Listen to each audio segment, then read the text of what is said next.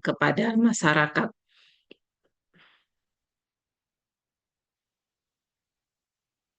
Nah, dari realitas ini teman-teman bisa memahami bagaimana ketika suatu layanan pemerintah mengelola informasi untuk kepentingan publiknya. Tentu saja untuk apa? Meningkatkan tadi efisiensi dan kualitas layanannya kepada masyarakat. Nah, tujuannya apalagi sih gitu ya?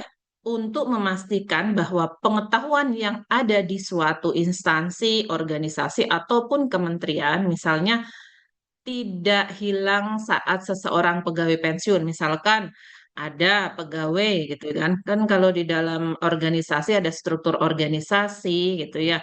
Ada divisi-divisi. Nah, misalkan seseorang memegang satu data pada satu divisi. Nah, jangan sampai ketika si personel itu sudah nggak ada pensiun ataupun cuti, orang lain itu tidak bisa mengakses informasi gitu ya. Tapi seharusnya tetap menjadi aset bagi organisasi. Ya, pengetahuan itu ya, teman-teman ya. Jadi masih tetap bisa mengakses, tidak bisa hilang gitu ya. Nah, kalau kita lihat pendapatnya dari Dalkir, mendefinisikan manajemen pengetahuan sebagai suatu proses yang sistematis yang memastikan bahwa pengetahuan yang relevan dibutuhkan tersedia untuk ya siapa saja di situ yang tentu saja terkait bagi mereka yang membutuhkan, entah itu masyarakat, entah itu di dalam internal perusahaan gitu ya, pada waktu yang tepat dan dalam format yang tepat. Nah, di sini Dalkir menyoroti bahwa aspek siklus dari manajemen pengetahuan mulai, jadi pertama adalah mengidentifikasi, terus memperoleh, jadi perolehan informasi itu sendiri, kemudian dilakukan penyimpanan, kemudian pembagian atau mendistribusikan gitu ya, bagian hingga penerapan pengetahuan itu sendiri.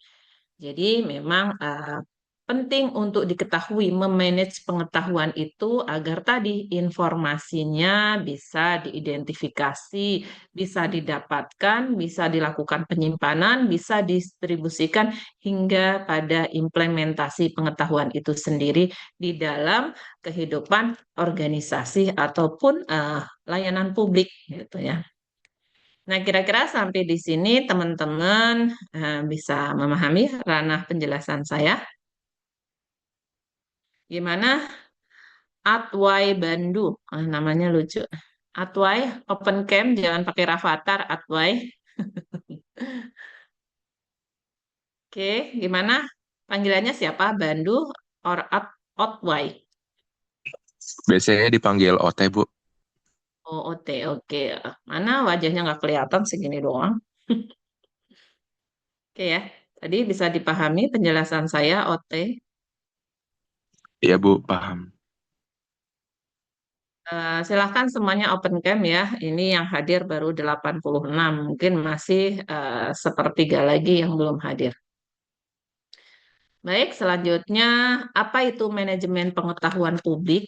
Nah, tadi barangkali teman-teman sudah membaca beberapa artikel atau informasi ataupun buku, e-book gitu ya, terkait dengan manajemen pengetahuan publik, di mana manajemen pengetahuan publik itu merupakan sebuah proses dalam mengelola pengetahuan di suatu lembaga, lembaga pemerintahan, atau juga organisasi publik yang di mana di sini adalah tujuannya untuk meningkatkan efisiensi, transparansi, dan kualitas layanan. Sama kan tadi ya, jadi bagaimana supaya layanan itu lebih efisien dan juga efektif.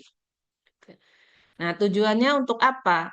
Jadi memanfaatkan pengetahuan secara kolektif untuk memecahkan masalah, tentu saja masalah kan publik itu kompleks ya, dan melayani masyarakat dengan lebih baik. Jadi kenapa perlu di-manage gitu ya? Tujuannya untuk apa? Melayani publik. Kenapa manajemen pengetahuan publik perlu di-manage? yaitu untuk meningkatkan efisiensi, transparansi, dan kualitas layanan, tentunya pada suatu organisasi, baik pemerintah maupun layanan publik. Ya. Nah, ini kita rujuk pendapatnya Becerra, Fernandez, Gonzalez, dan Saberwal tahun 2004 terkait dengan knowledge management publik. Nah, pertama perlu adanya identifikasi dan akuisisi pengetahuan. Ternyata lembaga pemerintah perlu mengidentifikasi pengetahuan yang penting yang tersebar di antara pegawainya. Kira-kira kalau pegawainya memiliki pengetahuan, dia akan lebih responsif atau tidak? Dia bisa memberikan problem solving atau tidak. Nah, tujuannya di sini dengan identifikasi dan akuisisi pengetahuan, tentunya melalui lembaga pemerintah perlu mengidentifikasi pengetahuan agar tersebar di antara para pegawai. Jangan sampai pegawai nggak tahu apa-apa. Bidang kementeriannya apa, tapi dia tidak mengetahui atau tidak memahami tentang basic data dari kementeriannya atau informasi-informasi yang terkait dengan kementerian di mana dia bekerja. Atau juga contohnya ya kalau di dalam sebuah organisasi perguruan tinggi, bidangnya apa? Kalau di sini masuk ke dalam struktur organisasi misalnya ketua program studi. Paling tidak, ketua program studi itu knowledge manajemennya apa? Dia tahu kurikulum, dia tahu mata kuliah, gitu ya. Nah, kalau misalkan pemerintah wilayah daerah ataupun kementerian, misalkan pemerintah wilayah daerah, knowledge manajemennya seperti apa? Paling tidak dia tahu aturan-aturan bagaimana pemerintah daerah harus mengelola keuangan, dia harus tahu bagaimana menangani permasalahan-permasalahan yang ada di wilayahnya. Gitu. Tidak tahu ada anggaran, ada rancangan, gitu ya, visi misinya tahu, gitu ya. Nah, sekiranya sama dengan knowledge management publik ini. Nah, kemudian penyimpanan pengetahuan. Nah, pengetahuan ini harus disimpan dalam sistem yang terstruktur seperti basis data atau arsip digital. Nah, kita tahu ya bahwa setiap divisi kementerian ataupun organisasi pemerintah maupun publik tentunya punya basis data. Hmm. Ada siapa yang diberikan tanggung jawab itu dan siapa yang bisa mengaksesnya gitu ya. Ada yang khusus untuk internal yang sifatnya adalah konfidensial gitu ya. Penting.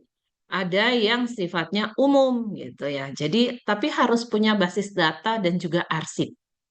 Misalkan ada PR-nya di suatu kementerian atau perusahaan. Nah, dia megang data-data arsip gitu ya untuk misalkan layanan publik atau khusus yang memang megang basis data, khusus pengolahan data yaitu IT di suatu perusahaan atau kementerian dia.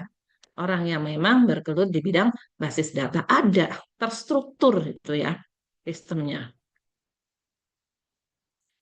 Terus kemudian berbagi dan kolaborasi pengetahuan. Nah, pengetahuan harus dapat diakses. Nah, tadi ya, dan dibagikan secara efektif di antara departemen dan pegawai. Nah, secara internal, gitu ya, informasi pengetahuan harus bisa dibagikan. Jadi, semua divisi tahu informasinya untuk perkembangan organisasi ataupun tadi perusahaan juga bisa gitu ya. Di antara departemen yang satu dengan departemen yang lain tentu memang punya spesialisasi bidangnya. Tapi karena ini adalah kerja teamwork dalam suatu perusahaan atau organisasi, nggak mungkin kerja hanya sendiri, maka informasi itu harus dibagikan ke bagian yang lainnya supaya apa? Terjadi sinergitas yang lebih tinggi untuk mencapai tujuan dari organisasi. Kalau semuanya tahu informasinya, akhirnya semua bisa memberikan solusi gitu ya ketika terjadi suatu masalah sehingga komunikasinya akan lebih efektif. Kira-kira seperti itu. Ada pertanyaan sampai di sini? Grace, Otway, siapa lagi nih ke bawah-bawah? Hafi, Salwa, terima kasih sudah open cam ya. Elman Hati, namanya Elman Hati. Dengan hati. Oke, ada pertanyaan Elman, panggilannya Elman atau Hati? Hot. Atau ada yang Elman, mau Bu. didiskusikan? Oke, baik. Sementara cukup ya. Bisa dipahami ya, Elman. Elman atau Hati tadi panggilannya? Elman, Bu, Elman. Oke, Elman. Nggak Elman Hot gitu.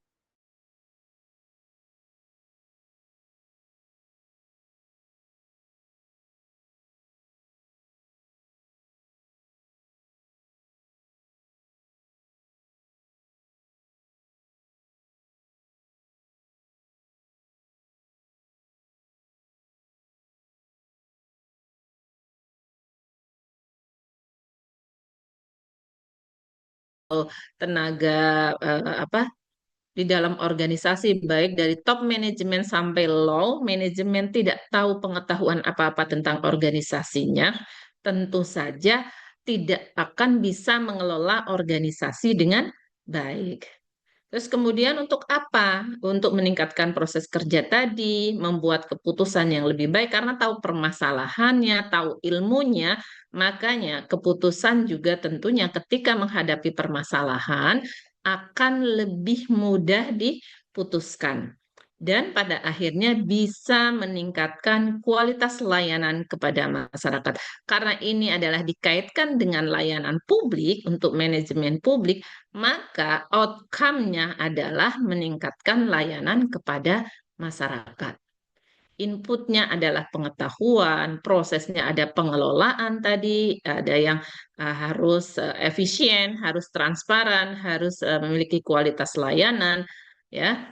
Outputnya bisa dirasakan seluruh internal, outcome-nya adalah untuk meningkatkan kualitas layanan kepada masyarakat. Oke, selanjutnya, apa sih peran penting teknologi informasi itu sendiri? Nah, kita tahu bahwa teknologi informasi adalah komponen krusial dalam, di sini ada 4 tahapan proses untuk manajemen pengetahuan ya. Jadi teknologi informasi itu sangat penting. Untuk apa? Dalam hal ini adalah untuk proses utama manajemen pengetahuan. Yang pertama adalah sistem penemuan pengetahuan, knowledge discovery, ya. Di mana teknologi informasi, terutama teknologi data mining, gitu ya, dan kecerdasan buatan yang saat ini sudah kalian rasakan barangkali ya, seringkali digunakan, artificial intelligence, ya, AI, gitu ya, untuk membantu tugas kerja kalian, gitu ya, membantu organisasi juga menemukan pola dan pengetahuan baru dari data yang ada. Jadi contohnya salah satu AI banyak ragamnya, gitu ya. Banyak sistem yang bisa digunakan terkait dengan AI, macam-macam. Barangkali teman-teman suka berselancar di media, gitu ya, digital, di teknologi informasi, berapa ragam macam AI, artificial intelligence. Nah, itu adalah sistem pengetahuan ya, penemuan pengetahuan untuk apa? Untuk teknologi terkait dengan data, untuk membantu organisasi, tentu saja membantu ya. Kalau buat mahasiswa membantu mengerjakan tugas untuk mempermudah informasinya, cari informasi, cari artikel jurnal, kalau pakai AI akan lebih cepat. Macam-macam namanya ya. Ada ChatGPT, ada Gemini, ada Open Knowledge apa ya satunya, market atau Open Knowledge, ada itu untuk mengetahui berapa jurnal yang misalkan relevan pakai Open Knowledge Access gitu ya. Nah, itu bisa digunakan. Itu adalah sistem temuan pengetahuan juga ya, teman-teman ya. Terus kemudian sistem perolehan pengetahuan, knowledge capture, di mana teknologi informasi di sini menyediakan alat untuk mendokumentasikan pengetahuan taksit dari para ahli. Jadi kita bisa lihat dokumen-dokumen terkait dengan temuan-temuan ahli melalui perolehan knowledge capture, sistem perolehan pengetahuan di sini. Misalnya melalui sistem pakar atau basis data terstruktur. Jadi kita pengen tahu pakar-pakarnya siapa mengenai bidang tertentu. Teman-teman bisa searching. Oh, kalau di kampus ini untuk kepakaran fenomenologi, penelitian fenomenologi siapa? Oh, Prof. Venus. Untuk bidang komunikasi krisis, oh buku Sumajanti, misalkan terkait big data, oh siapa? Pak Radita Gora. Nah, itu kalau internal kampus. Misalkan kalau di dalam suatu apa ya, untuk suatu kita mengetahui suatu informasi yang sifatnya dari luar yang kita pengen tahu siapa sih dokter yang paling memiliki keahlian di bidang kepakaran tertentu. Dokter saraf, kita bisa lihat dokter saraf. Dokter tentang ortopedik siapa saja gitu ya. Kita bisa melalui apa? Sistem pengetahuan ini dari perolehan pengetahuan kita bisa searching gitu ya. Terus kemudian sistem berbagi pengetahuan tadi, platform kolaborasi seperti internet, portal, dan groupware memungkinkan karyawan untuk dengan mudah berbagi informasi dan keahlian mereka.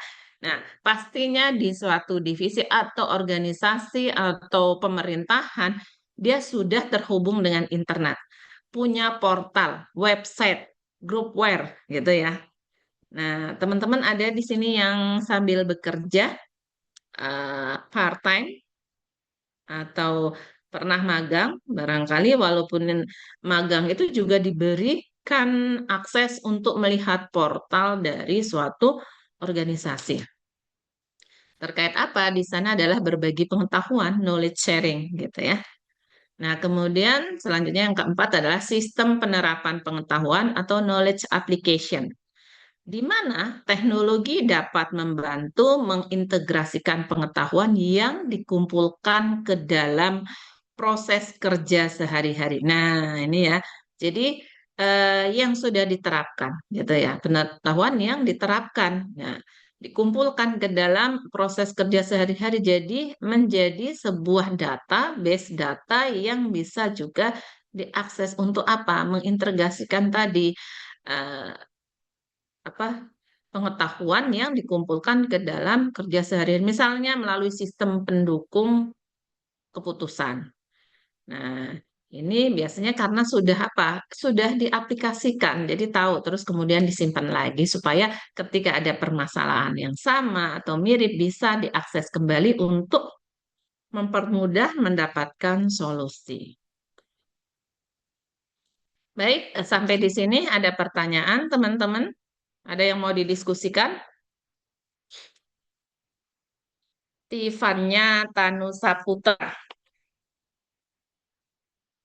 Halo, Aisyah Nur Ramadhani.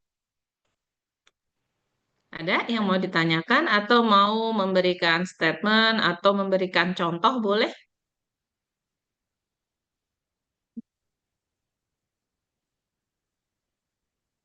Ini Rizky Aulia tolong open cam, Irham, Abi Raki open cam ya.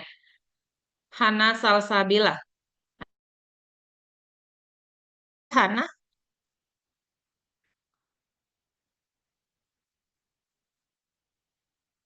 ini kok ada yang nggak ada namanya ya. Hana, nyahut dong Hana, terdengar suara ibu? Iya, Bu. Kameranya. Oke, bisa memberikan contoh salah satu dari 4 peran penting teknologi informasi ini?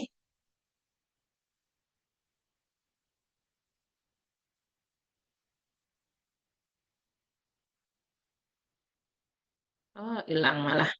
Raivan Jovenko.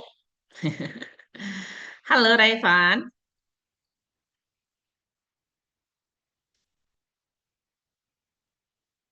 Ya, oke.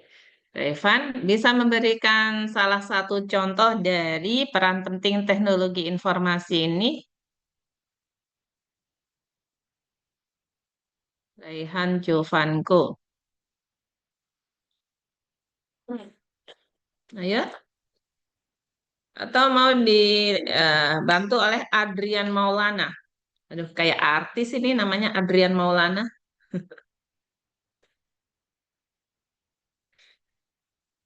Hadir, Bu.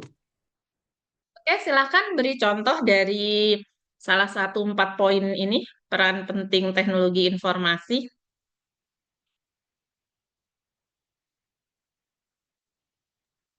Mungkin saya bakal ngasih contoh yang knowledge sharing ya, Bu, yang sistem berbagi pengetahuan. Kayak Oke, boleh.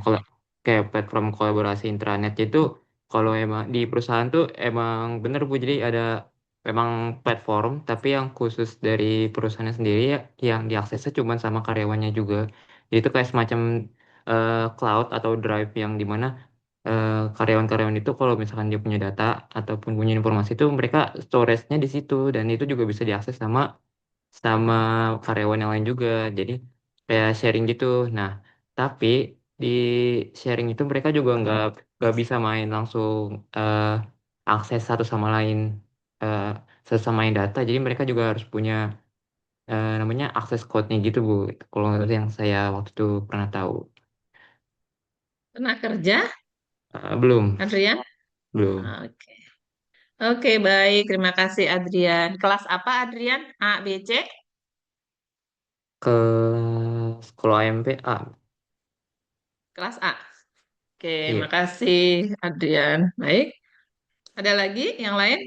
Paulia Nurjayanti mau memberi contoh?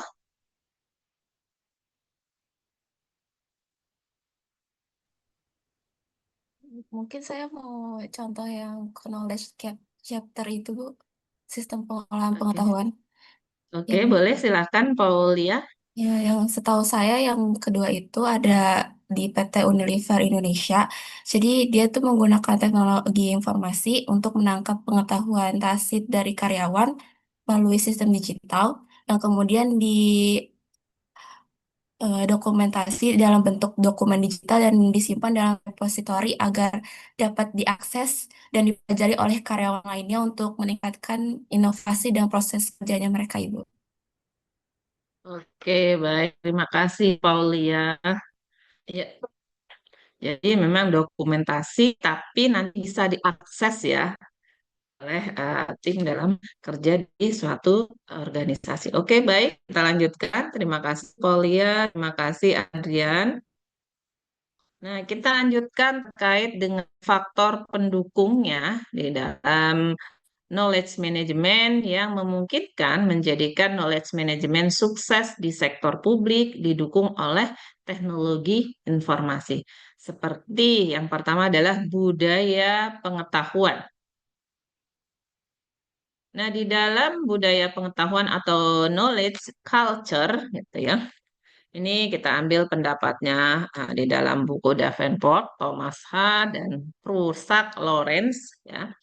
Di mana di sini adalah untuk mendorong berbagi pengetahuan, bukan untuk menyimpannya. Nah, di dalam teknologi informasi ini berperan misalnya sebagai platform kolaborasi, forum diskusi online, dan juga media sosial internet. Nah, contoh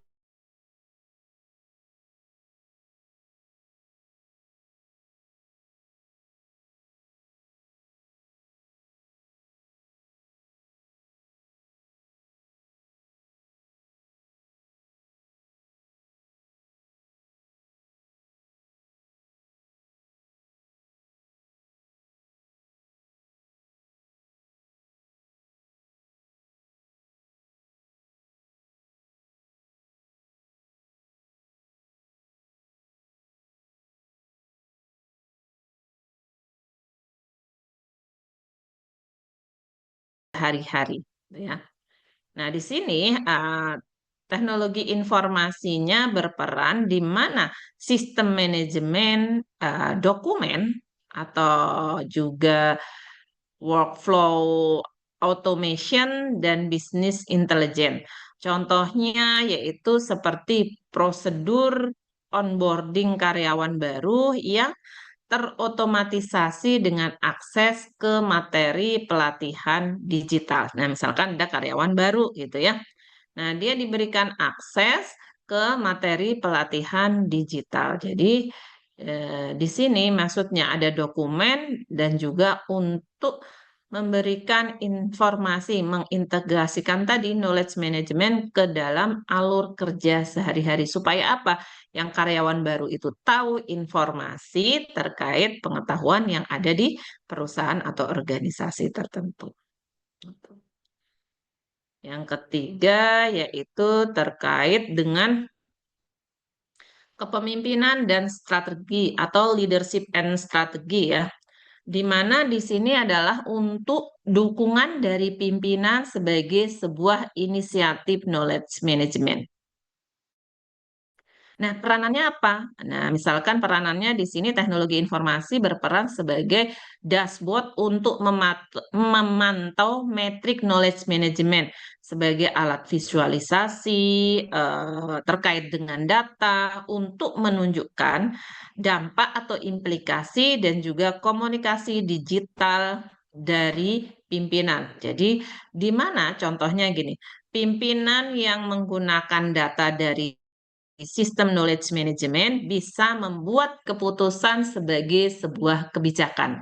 Tapi dari apa? Dari knowledge management tadi, dari pengetahuan yang ada di organisasi. Sebagai apa? Sebagai sebuah strategi seorang pimpinan untuk memutuskan sebuah keputusan juga kebijakan. Maksudnya.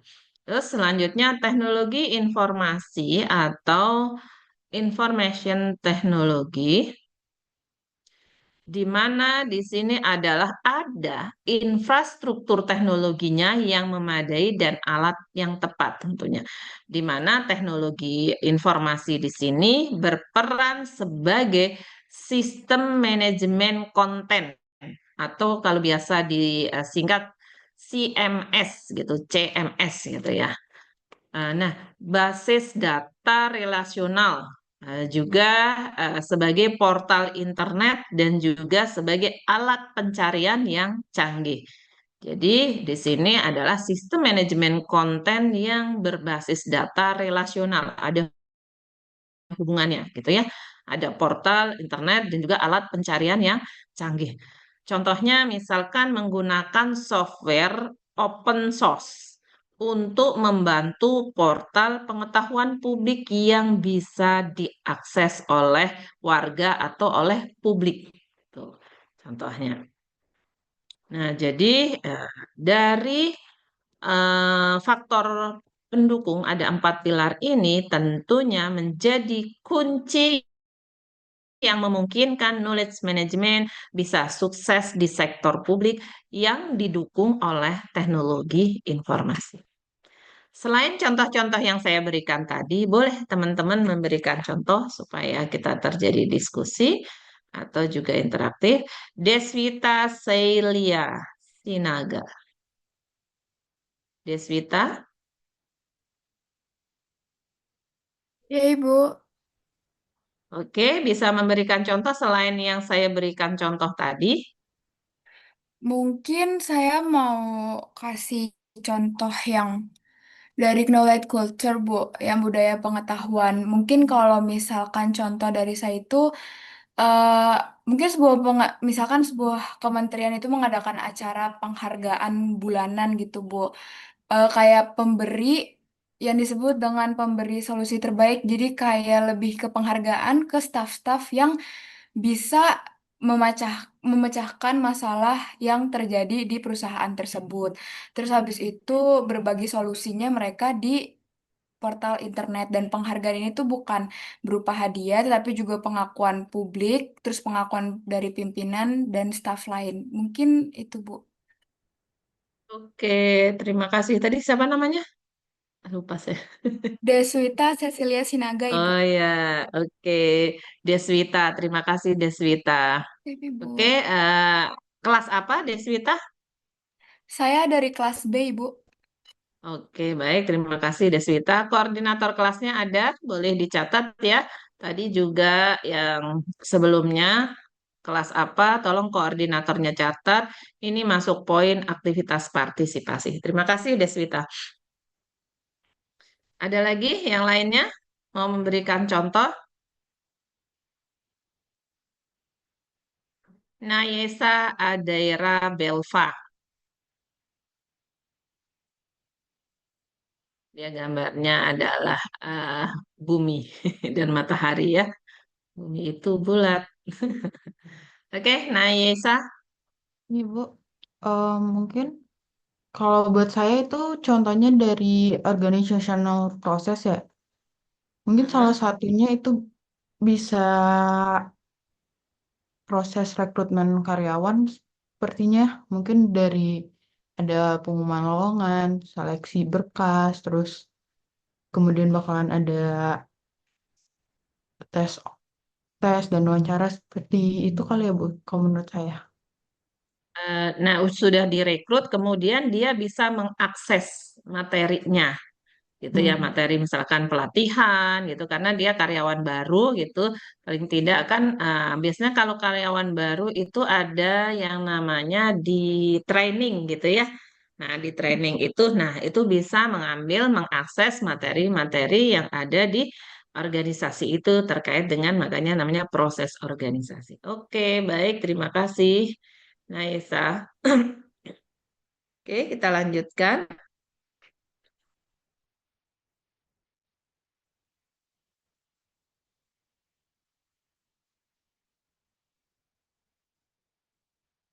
Terkait dengan aplikasi teknologi dalam knowledge management publik.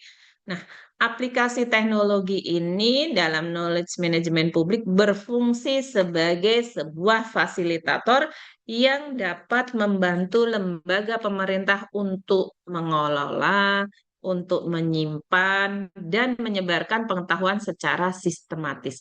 Jadi ada sistemnya, by system gitu ya, sistematis sudah disusun dengan baik gitu ya. Teknologi tidak boleh menggantikan interaksi manusia, tetapi membantunya lebih efisien dan terukur.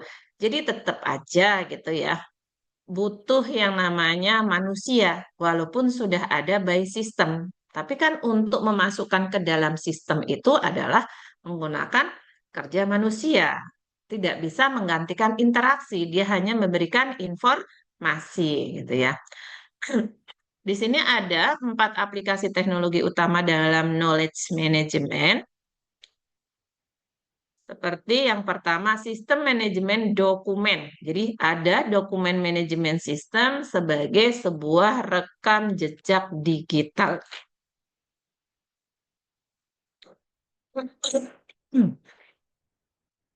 Nah, di dalam sistem manajemen dokumen dan rekam jejak digital ini, di mana isinya adalah untuk mengorganisir dan juga menyimpan dokumen terkait dengan kebijakan, gitu ya, terkait dengan regulasi dan juga arsip yang memungkinkan pencarian informasi atau knowledge management lebih cepat dan aksesnya yang terkendali. Artinya memang bisa dikendalikan atau dikelola dengan baik, gitu ya. Nah, terkait juga bagaimana ketika orang mencari sebuah informasi atau knowledge management tadi terkait tadi misalkan oh sebelumnya ada masalah yang mirip atau sama. Nah, kita lihat di sistem manajemen dokumen ada nggak yang kasusnya mirip atau hampir sama sehingga ini bisa untuk mempermudah penanganan kasus atau problem solving terkait kita lihat adakah kebijakan gitu kan, adakah aturan atau regulasi di dalam arsip yang dikelola melalui dokumen tadi. Gitu. Terus yang kedua adalah portal layanan publik dan internet, sorry typo itu ya, intranet, kolaborasi dan e-government gitu ya.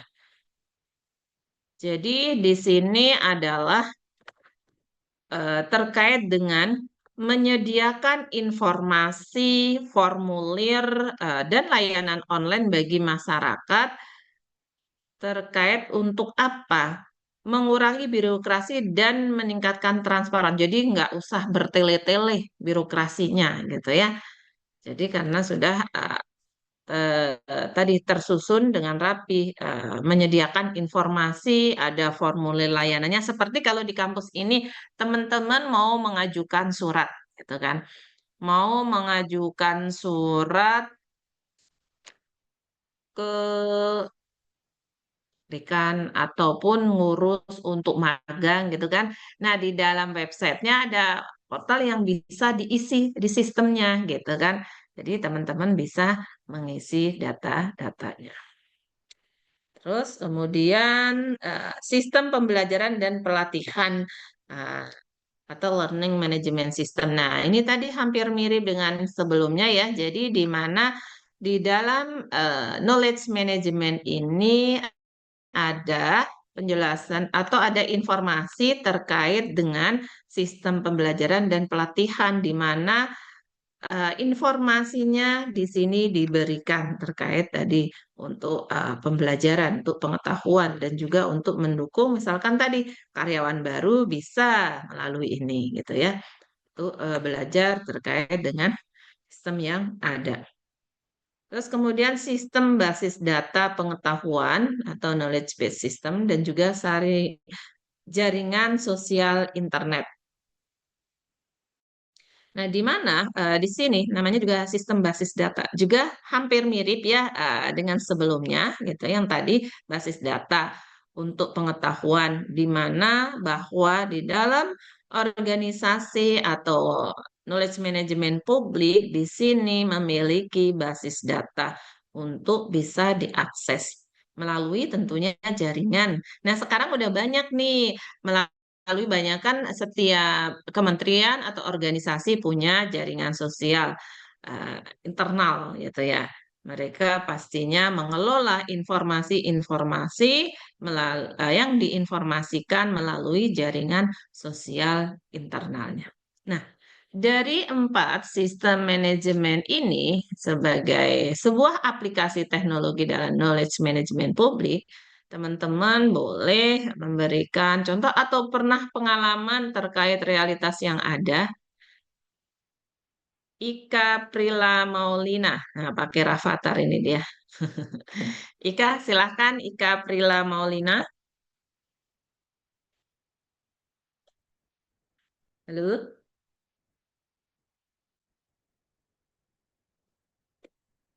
masih di mute Ika. Atau Tasya Kusumaning. Oke, boleh Tasya. Halo Ibu, Ya, suara saya boleh. terdengar? Jelas. Mm-mm. Oke, oke. Ini Mungkin siapa kalau nih? misalnya contoh, saya Tasya Kusumani Wardani Bu, NIM Oke, 089. oke Tasya. Oke, baik Tasya. Oke, kalau misalnya contoh, saya mungkin mau ngambil dari faktor yang sistem pembelajaran dan pelatihan LMS, Learning Management System dan sistem pakar. Misalnya, kalau semisalnya di dunia nyata itu kayak kita itu udah keterima gitu sebagai pegawai, tapi dengan kualifikasi misalnya emang waktu itu kita masuknya pas kayak minimal lulusan SMA gitu. Tapi ternyata pas kita di pekerjaan itu tuh kita tuh dapet apa tawaran buat naik jabatan gitu. Tapi untuk Mhm. mengambil jabatan yang lebih tinggi itu kita harus punya degree gitu, punya apa ya, punya Sertifikat kayak gitu ya. title gitu lah, harus Heeh, sarjana. ya. Benar. Nah, kalau misalnya dari contoh yang nomor 3 itu, saya contohnya pakai kayak Coursera. Kalau misalnya kita lewat Coursera, itu kan biasanya orang-orang yang mau naik jabatan itu kan mereka harus punya skill khusus lagi kan, karena bakal ada tanggung jawab yang lebih dari sebelumnya mereka kerjain gitu. Jadi kalau misalnya kita lewat Coursera itu, kita tuh jadi ngerasain bisa kayak les, kayak pelatihan gitu, dapat sertifikat, tapi nggak harus tatap muka. Dan biasanya orang-orang yang pakai Coursera itu tuh orang-orang yang biasa belajar kayak dari universitas top dunia, kayak misalnya kita mau punya sertifikasi IT gitu, tapi dari Harvard. Nah, itu tuh kita bisa banget kalau kita pakai Coursera itu. Jadi kayak pegawai itu nggak harus apa ya, nggak harus kayak sarjana atau gimana. Sebenarnya tergantung juga. Jadi kayak mereka tuh bisa upgrade skill mereka tuh kapan aja gitu. Itu sih Bu kalau contoh dari saya. Oke, terima kasih Kusumaning. Maning. Oke, tadi ada yang raise hand. Mana ya? Tadi ada yang raise hand. Siapa tadi?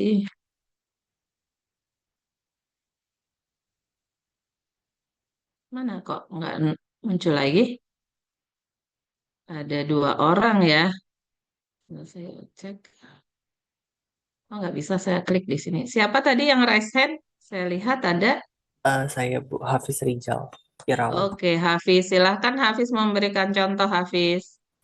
Kalau saya contohnya yang dari sisi portal dan intranet kolaboratif and e-government itu contohnya aplikasi identitas kependudukan digital di mana dalam mengelola manajemen publik itu ada di situ kayak memudahkan masyarakat untuk eh, eh, apa ya pelayanan ke pemerintahan kayak gitu. Contohnya di situ ada fitur dokumenku yang dimana di situ ada biodata WNI, kartu keluarga, surat pindah, kutipan akta kelahiran. Jadi disimpannya dalam bentuk digital seperti itu. Jadi untuk em, proses dalam apa ya kayak pemerintahan itu lebih mudah menyimpannya dan lebih aksesibel gitu Bu. Sekian, terima kasih. Oke, baik. Terima kasih, Hafiz. Oke, ada yang mau menambahkan? Tadi yang raise hand satunya siapa? Cewek tadi? Saya Ibu. Aisyah, Bu. Oke, Mesa. Silahkan. Saya mau menambahkan contoh yang di bagian portal F-Government. Suaranya kecil banget, nggak kedengeran. Coba suaranya Ibu, diperkeras. apakah sudah terdengar? Ya, ya, udah. Saya ingin menambahkan contoh yang di bagian portal e-government, Ibu. Mm-mm. Eh, yang pernah saya gunakan website ataupun aplikasi itu ada di JKN Mobile. Jadi tuh JKN Mm-mm. Mobile itu kan kayak BPJS itu membuat website ataupun aplikasi untuk memudahkan peserta BPJS itu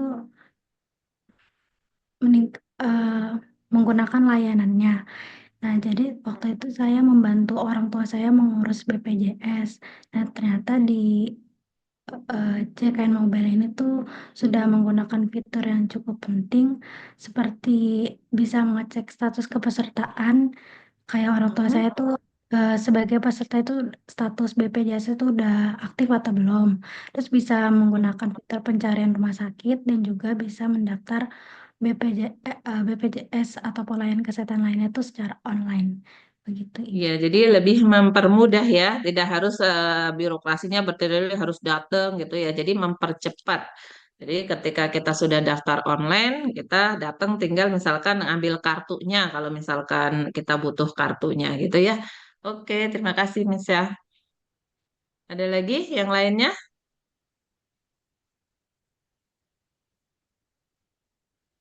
Oke, Prilia, Ya, Fatia, kalau boleh silakan. Mau siapa dulu? Ika dulu aja, Bu. Oke, Oke, silakan. kalau misalnya untuk saya sendiri, saya sama seperti yang Aisyah tadi, tapi pakai aplikasi yang untuk mendaftar di ininya, Bu, di puskesmasnya. Jadi ada aplikasi yang Hmm, dengan JMO Mobile atau jadi di JMO Mobile itu kita bisa kayak melihat ada sudah beberapa antrian yang udah diambil, lalu kita masih bisa ngambil hmm. atau tidak kayak gitu. Itu juga Biasanya memudahkan. kan dapat diketahui ya, dibatasi berapa apa pendaftar gitu ya di situ ya. Betul, Jadi kalau betul, memang sudah cukup di kuotanya, kita nggak bisa, lebih baik nggak usah daftar lagi untuk next. Berarti kita bisa daftar di next hari kemudian gitu ya.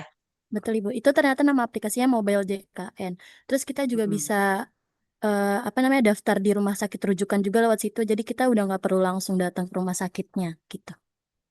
iya, betul. Jadi teknologi saat ini sudah mempermudah. Bahkan misalkan saya mau ke dokter gitu ya, kontrol gitu, kita bisa daftar online dulu.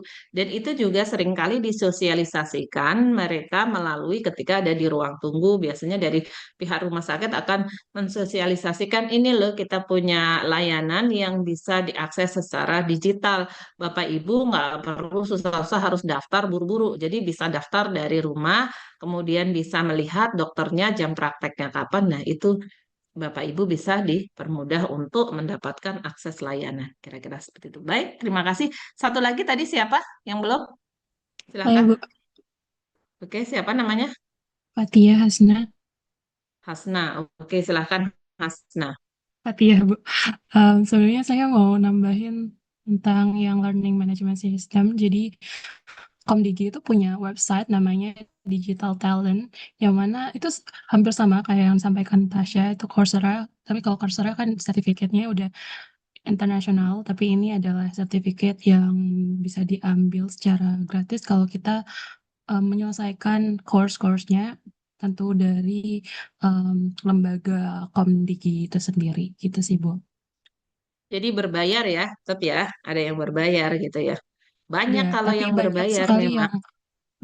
kalau Heeh. di digital talent ini banyak yang gratis karena emang disediakan oleh Ya, banyak Komdiginya. juga yang gratis, ada juga yang berbayar. Biasanya yang berbayar tertentu yang memang biasanya itu sebenarnya mahal, tapi dengan itu kadang-kadang sudah mendapat diskon atau potongan gitu. Biasanya diinformasikan.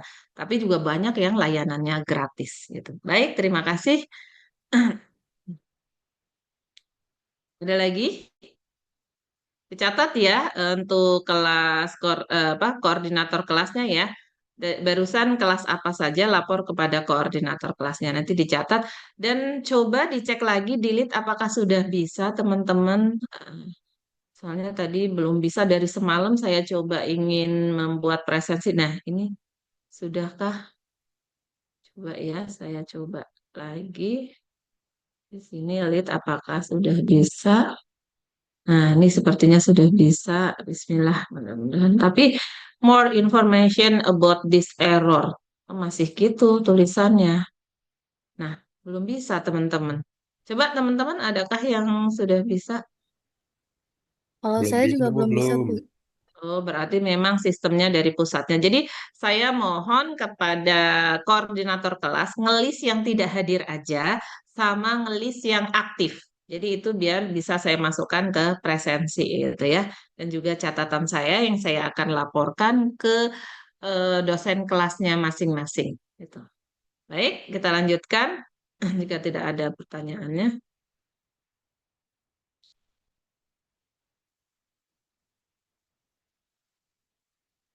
Ini sudah ya.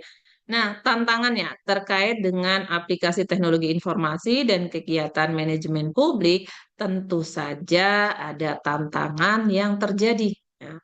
Realitasnya, ini perubahan sebenarnya mengarah kepada kemajuan untuk mempermudah modernisasi gitu ya, terkait dengan penggunaan teknologi.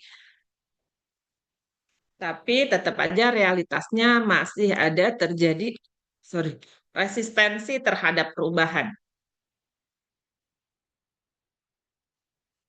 Ada yang sebagian masyarakat mungkin tinggal sedikit ya yang resisten terhadap teknologi informasi untuk kegiatan manajemen publik. Ada yang memang orangnya barangkali gaptek atau ketinggalan zaman atau memang enakan biasa saya konvensional gitu ya. Jadi makanya kadang-kadang orang yang seperti itu mungkin saja yang baby boomer gitu ya, di bawahnya baby boomers gitu ya. Jadi tidak begitu pandai menggunakan teknologi sehingga terjadi resistensi terhadap perubahan. Juga worry karena apa? Masalah keamanan data gitu ya. Jadi menjadi sebuah tantangan bahwa dengan teknologi memungkinkan sekali terjadi kebocoran data apabila di sistem itu kurang sistem keamanannya. Kemudian masih juga sering terjadi tantangannya di mana ketika di dalam suatu sistem masih kurang keterampilan teknisinya. secara teknis gitu. Juga orang yang menggunakan masih kurang memiliki keterampilan secara teknis dalam penggunaan teknologi informasi atau dalam mengakses informasi melalui teknologi itu sendiri. Jadi ini minimal ya. Ini saya contohkan 3 hal yang menjadi tantangan. Tapi teman-teman bisa memberikan contoh lain terkait dengan tantangan yang memang ada di realitas fenomena di masyarakatnya terkait dengan aplikasi teknologi informasi dalam kegiatan manajemen publik. Boleh? Silahkan. Yang belum ya, biar rata. Ahmad Rafsan. Ahmad, ini open cam tapi hanya gambar aja, background yang muncul gitu ya. Oke, atau Raivan Jovenko. Wah, gambarnya Pak Prabowo nih profilnya. Oke, Raivan, boleh? Tantangan seperti apa sih realitasnya terkait dengan aplikasi teknologi yang seringkali terjadi? Tantangannya kayak apa, Raivan?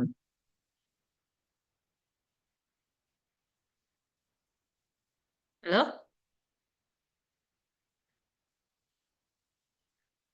Tantangannya dalam aplikasi teknologi informasi dalam kegiatan knowledge management faktor ini terkait dengan manajemen publik ya. Tadi ya saya beri 3 tantangan yang terjadi: resistensi terhadap perubahan, masalah keamanan data, dan kurangnya keterampilan teknis. Ada lagi kah tantangan yang ada di realitasnya, Revan?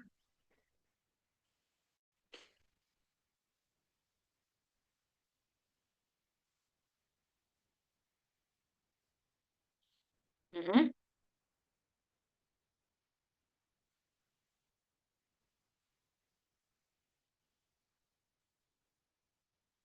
Seperti apa jelasnya?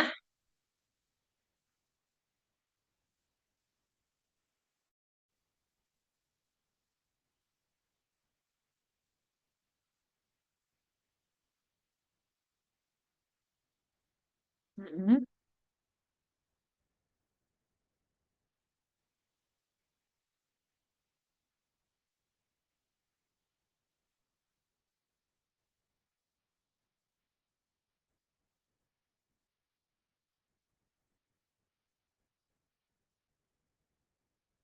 Oke, Revan, terima kasih. Ada lagi? Oke, Sabrina Putri. Silakan Sabrina. Oke, baik Ibu, saya Sabrina dari kelas B, izin menambahkan contoh mungkin untuk Ya, tantangan suaranya itu. diperkeras Sabrina. Iya, begini sudah jelas, Bu. Heeh. Ya, jadi kalau tantangan dari saya itu contohnya karena di Heeh. Indonesia ini kan masih ada daerah 3T ya, Bu. Itu kayak daerah terdekat, Oke, ya. terluar.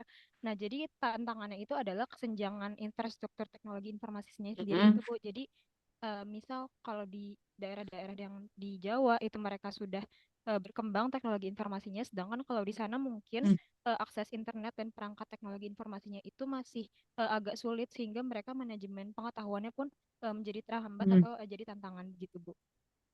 Oke, baik Sabrina, terima kasih. Jadi daerah tertinggal bisa saja mungkin kan ya, banyak orang yang masih gaptek, banyak orang yang belum terterpa informasi. Barangkali media itu sendiri, internet itu sendiri, atau satelitnya belum sampai ke sana sehingga orang tidak juga mengerti atau paham, bahkan kenal aja nggak gitu ya.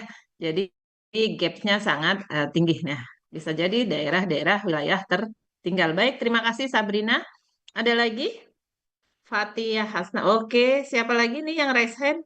Soalnya nggak muncul masa namanya di sini, cuma raise hand gitu. Langsung cepet hilang munculnya. Oke, silakan. Saya Bu, Siapa namanya? saya Tifanya Bu dari kelas B. Oke, Tiffany. Oke, Nih, mungkin saya bisa kasih oke. salah satu contoh tantangannya itu dengan biaya implementasi yang tinggi kali ya Bu. Coba diperkeras suaranya, kecil banget. Oh ya, sorry Bu, apa sudah terdengar? Ya, ya, Oke, keras dikit. mungkin Kecil banget. tantangannya itu kayak biaya implementasi yang tinggi kali ya Bu. Karena kan banyak banget pembangunan sistem tapi dengan anggaran terbatas, jadinya banyak aplikasi-aplikasi yang dibuat jadi nggak berkelanjutan gitu karena biayanya terlalu besar gitu, Bu. Oh, kata Tiffany-nya. Jadi karena biaya aplikasinya besar, tadi mungkin juga terkait dengan teknisi. Jadi nggak sustainable ketika ada masalah terkait dengan teknis, ternyata nggak bisa betulin dari sistem atau program yang dibuat gitu ya, Tiffany-nya. Iya, Baik, benar, terima Bu. kasih. Ada lagi? Saya Ibu Ya, siapa? Tesalonika. Oke, Tesya. Silakan, Tesya. Saya mau kasih tantangan yang di kurangnya keterampilan teknis. Jadi kayak menurut pengalaman saya sendiri, waktu ke kelurahan, sekarang kan kalau mau ngurus berkas-berkas kan, itu udah ada kayak pakai web sama aplikasi gitu. Nah, tapi di situ banyak orang tua, apalagi yang udah tua dan mungkin nggak bisa, anaknya nggak bisa mendampingi, di situ tuh mereka kesusahan untuk men-scan barcode atau misalnya memasukkan dokumennya, scan-nya ke dalam web tersebut dan sebagainya. Jadi layanan layanannya sendiri jadi terhambat gitu loh, Bu, karena para pelayannya pun harus ngajarin para orang tua ini, gitu, Bu. Iya, itu realitas banget yang sering terjadi apabila mereka yang memang tadi baby boomers ke sana ya. Jadi yang memang dulunya tidak mengenal teknologi, jadi beradaptasi memiliki kesulitan, tidak ngerti ini harus upload upload di mana, terus kalau udah di-scan, terus masukannya ke mana gitu ya, memiliki kesulitan. Oke, baik, terima kasih. Nah, sekarang solusinya, solusi apa yang bisa kalian tawarkan ya? Misalkan sebagai seorang yang memiliki aplikasi teknologi informasi dalam memberikan pelayanan publik.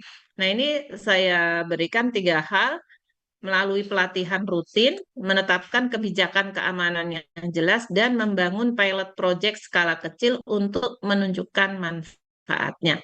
Ini menjadikan solusi. Nah, kalian bisa memberikan solusi yang lain dari yang saya tampilkan di sini. Oke. Siapa?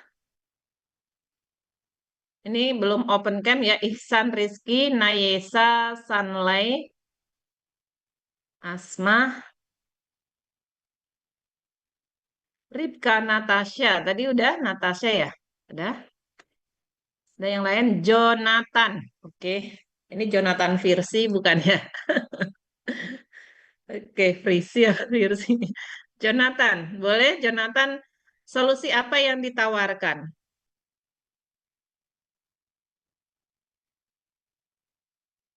Atau Sanlay?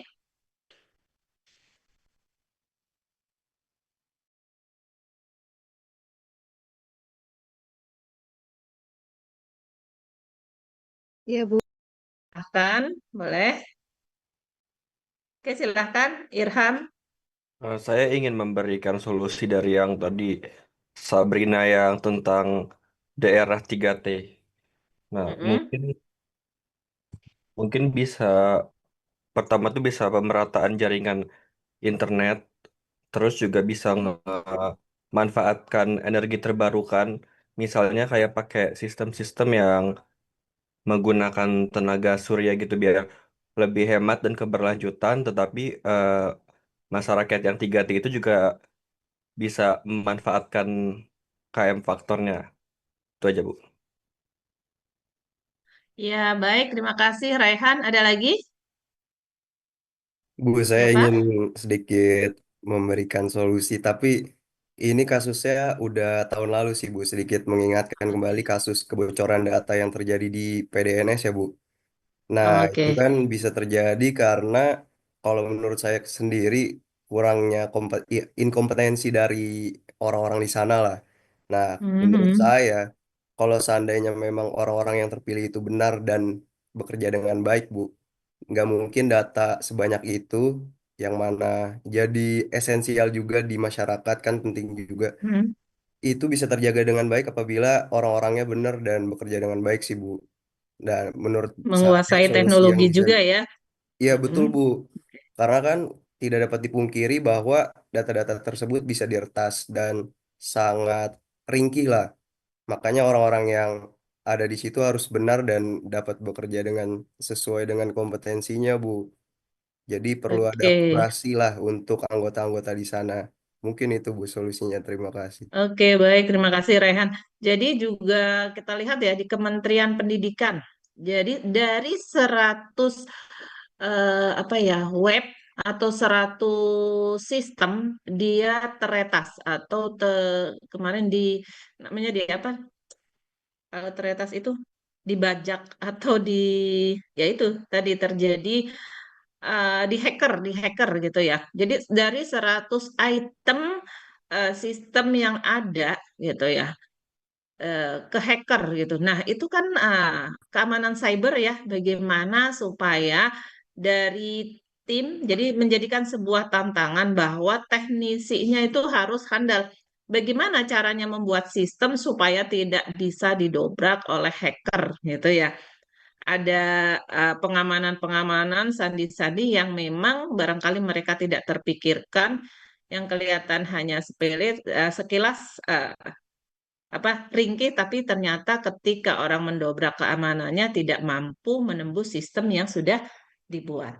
Oke, baik, terima kasih Rehan. Ada lagi yang mau memberikan solusinya?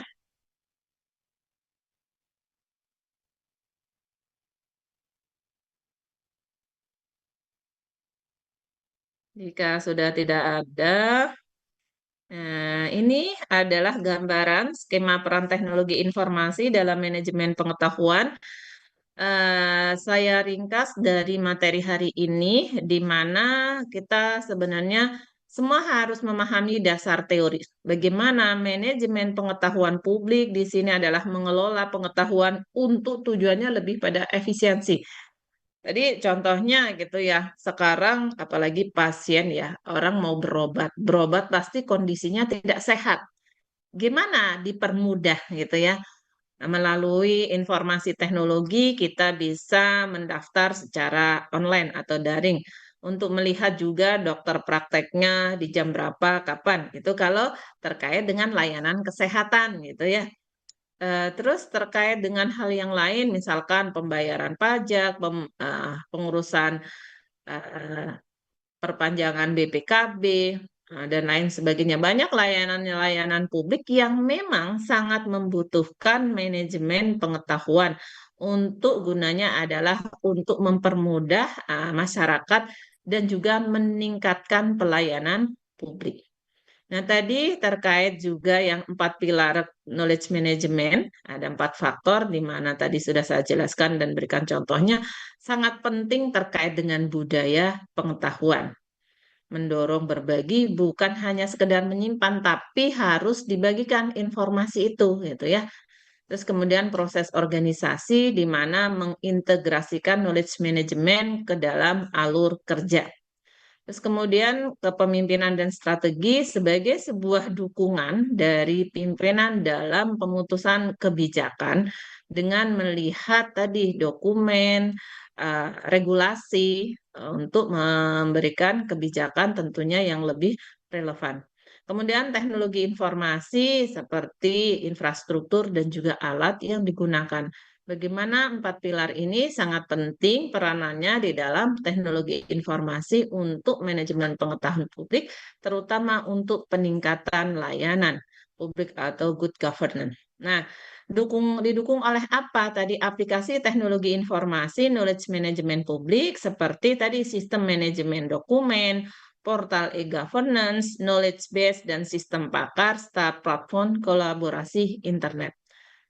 Mendorong untuk menjadikan goal ya tujuan akhir di mana peningkatan layanan publik tadi atau good governance. Kira-kira ini ringkasannya dari saya terkait bahasan hari ini. Boleh ada yang mau closing statement atau memberikan contoh tambahan atau ada yang perlu didiskusikan kembali? Silahkan.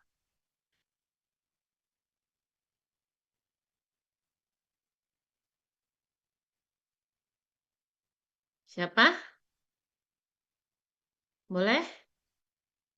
Aku pengen ada yang closing statement dari penjelasan saya dari A sampai terakhir. Kenapa, Tasya? Tasya mau closing statement? Hah? Enggak, siapa? Adi Enggak, Rasyad. Bu, udah aman, Bu. Yang lain, Bu. Oke, Adi Rasyad. Dia pakai Rafathar nih gambarnya. Keren banget ah. Ya, Adi Rasyad. Oke, open cam Adi. Buka Rafatarnya, hilangin. Oke, Adi Rasyad. Kamu hadir nggak? Halo, Hadir, Bu. kelas apa? Oke, closing statement atau mau menambahkan contoh atau mau eh, memberikan suatu ide untuk didiskusikan, silahkan. Masih ada waktu, kita sampai jam 12.10, kita baru sampai mau jam 11, kurang dikit. Kurang 10 menit ya. Oke, Adi Rasyad, silahkan. Ada 3 pilihan closing statement, ya, ringkasan, memberikan contoh, atau memberikan sebuah ide yang bisa kita didiskusikan. Silahkan. Kalau dari saya sih cukup, Bu. Bukan, tiga-tiganya salah satu harus dipilih. Closing statement, ide untuk didiskusikan, atau satu memberikan contoh.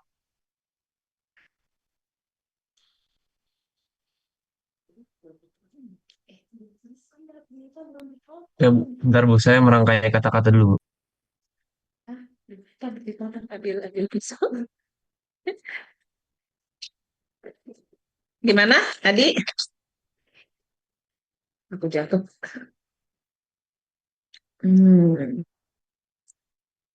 Oh, nggak mau dia. Cuma malah sudah cukup, bukan itu.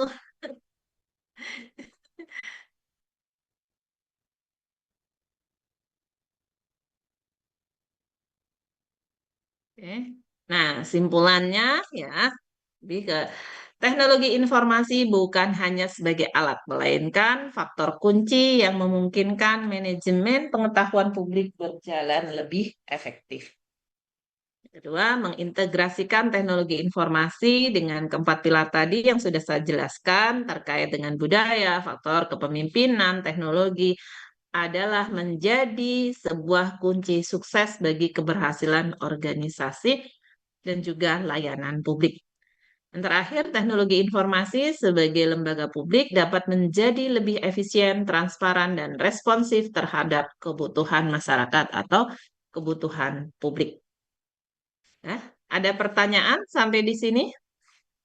Ibu saya mau Oke, nanya. Raihan Abiansa, mau closing statement atau mau memberikan ide diskusi atau mau memberikan contoh? Silahkan. Mau nanya Bu saya, Bu. Oke, silahkan. Eh, jadi tadi tuh saya kan di slide sebelumnya tuh ada eh, kolaborasi itu, Bu. Nah, saya mau nanya tuh gimana kalau misalkan kan sekarang tuh pemerintah tuh banyak ini yang apa bikin yang e-government yang banyak platform-platform yang untuk kegunaannya tuh untuk apa namanya layanan masyarakat juga. Itu kan banyak ya Bu kayak misalkan lembaga misalkan dari bank, dari kelurahan, rumah sakit yang kayak tadi yang dibahas Jack Mobile itu. Nah, itu tuh masuk ke dalam kolaborasi dari negara pemerintahan itu atau itu tuh beda-beda sih Bu? Oke, tadi siapa namanya? Raihan Bu. Oke, Raihan. Nah, kolaborasi. Nah, kolaborasi tergantung ini kolaborasi pengetahuan yang internal, maksudnya dalam ranahnya lingkupnya pemerintah Indonesia aja atau kolaborasi dengan luar negeri. Nah, tadi terkait dengan layanan BPJS gitu kan, misalkan dengan sistem itu masih internal Indonesia ya, nggak luar negeri kalau saya lihat gitu ya.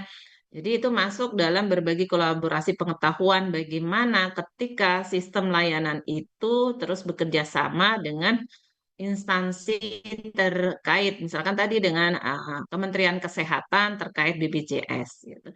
Dan juga ada lagi barangkali yang layanan sifatnya adalah di dalam internal Indonesia. Tapi kalau yang luar negeri untuk layanan paspor itu ada. Tapi saya namanya lupa ya, ada layanan bagaimana ketika biasanya kita di sini misalkan mengurus paspor. Ternyata tanggal kelahiran kita eh, sebenarnya kalau dihitung di paspor itu sebulan pas, tapi ketika untuk masa aktif penggunaan paspor itu sudah dihitung habis karena minimal 3 atau 6 bulan harusnya sudah atau 1 bulan gitu ya, 1 bulan sebelumnya harus terinformasikan. Jadi kalau pas itu dianggap kurang dalam apa penggunaan paspor dan nggak bisa terbang. Contoh kasus real yang saya alami ketika saya mau pergi ke Malaysia bersama mahasiswa. Mahasiswa itu sebenarnya masih kurang 1 bulan gitu ya diaktif. Tapi ternyata di dalam sistem di antar negara itu tidak bisa karena kalau hanya kurang dari 1 bulan itu dianggap sudah masa mau akhir gitulah harus mengurus paspor kembali sehingga dia harus ngurus ke kedutaan, selain kedutaan juga ke tim dari maksudnya pengurusan paspor secara online karena ada kenal orang dalam dibantu sehingga hari berikutnya dia bisa terbang ke Malaysia gitu. Itu ada kalau ya kolaborasi pengetahuan terkait kerjasama internasional antar negara. Kira-kira itu Rehan. Baik, terima kasih banyak, Bu. Oke ya. Ada yang lain? Masih lama waktunya. 11 kurang 4 menit. Harusnya 12.10 ya. Ada lagi? Jadi presensinya lapor aja langsung ke saya yang tidak hadir untuk koordinator kelasnya dan juga ditulis siapa yang aktif partisipasi di dalam kelas tadi ya. Koordinator kelas melaporkan melalui WA ke saya karena lead-nya masih error sampai saat ini gitu ya. Atau coba kalau saya presensikan di dalam sistem simple bisa apa enggak ya? Simple. Mudah-mudahan bisa ya, langsung ke simple. Saya stop share dulu ya, bentar ya.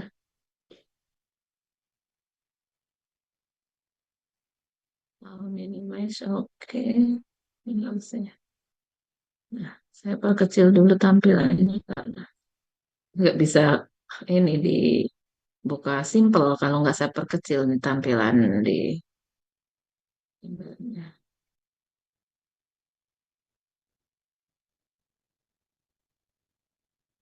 Coba ya, kalau bisa langsung saya presensikan. Sembari saya buka ini, teman-teman udah cukup jelas atau mau memberikan contoh, tambahan, atau ada yang mau didiskusikan, silakan. Internetnya benar-benar ya. Ini coba buka simple aja begini. Nah, lama. Jurnal perkuliahan. Coba ya, saya cek. Mudah-mudahan bisa.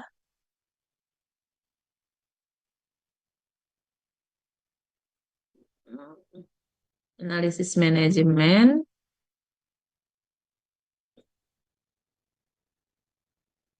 Bentar ya, masih loading. Pertemuan 5 dan 6. Sekarang pertemuan 6. Nah,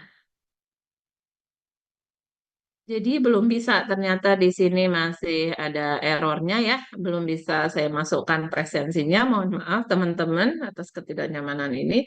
Makanya mohon untuk koordinator kelas melis gitu ya nama-nama yang tidak hadir dan juga nah ini salah satunya ya kendala di mana knowledge management ketika barangkali teknis ya ya Mas Raihan ya ketika teknis penguasaan kurang barangkali dari si sistem teknisnya. Kalau saya bisa menggunakan klik-klik-klik, tapi di dalam sistem ternyata ada kendala atau barangkali ada dari prodi yang belum terlengkapi. Biasanya kalau ada yang belum lengkap itu kita tidak bisa akses gitu.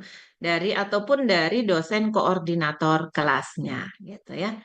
Coba nanti saya tanyakan ke prodi dan juga ke bagian administrasi akademik apa yang menjadi kendalanya. sini. Oke, bagaimana? Cukup perkuliahan kali ini mewakili Raihan dan juga Grace? Halo, Cukup, gimana? Grace? cukup Ibu. Graceta? Cukup. Ada lagi? Ada nggak yang mau didiskusikan? Nggak kedengeran suaranya. Tes Ibu, tes. Terdengar nggak Ibu? Oke, terdengar. Gimana? Cukup Ibu untuk hari. Cukup? Halo, halo, Baik. mendengar ya Ya, Ibu? ya. Terdengar ya. Terima kasih, Graceta. Manggilnya Grace, bener kan? Nggak salah kan? Betul Ibu, betul. Oke. Raihan gimana? Raihan cukup? Cukup, Bu. Ayo. Cukup, Bu. Oke, baik. Jika cukup, ini yang baru ke saya itu yang mengirimkan namanya, tolong jangan lupa screenshot ya. Sebagai bukti kalian masing-masing harus screenshot. Apabila tidak terkonfirmasi hadir, maka kalian boleh komplain dengan menampilkan screenshotnya, gitu ya. Felicia, terima kasih. Jesselyn Felicia. Raihan. Oke, sudah. Jika sudah, maka saya akhiri pertemuan. Ini terakhir untuk saya masuk kelas ya, kelas besar ya. Jadi saya hanya masuk kelas-kelas besar. Tentunya saya barangkali kurang, tidak memiliki kesempurnaan ya. Banyak yang tidak sempurna, banyak kekurangan dalam memberikan penjelasan, memberikan contoh, maupun sikap saya. Mohon dibukakan pintu maaf yang seluas-luasnya, teman-teman ya. Mohon maaf. Dan juga apabila masih ada yang dipertanyakan atau apa, boleh chat langsung ke saya gitu ya. Terima kasih teman-teman, tapi tetap untuk kehadiran tolong dikirim ke saya, nanti akan saya rekap gitu ya. Baik, terima kasih. Akhir kata, wabillahi taufiq wal hidayah. Assalamualaikum warahmatullahi wabarakatuh. Salam sehat selalu. Sukses buat teman-teman. Ibu izin stop share ya. Nanti saya kirim materinya yang delete kalau sudah bisa, atau ke, waduh, Raihan. Ya, nanti melalui koordinator kelas masing-masing ya, bisa saya kirim melalui WA karena lead-nya belum bisa gitu ya. Baik, terima kasih. Assalamualaikum warahmatullahi wabarakatuh. Waalaikumsalam. Terima kasih, Bu. Waalaikumsalam. Terima kasih Terima banyak, kasih, Ibu. Bu. Kasih, Bu. Bu. Terima kasih banyak, Bu. Recording.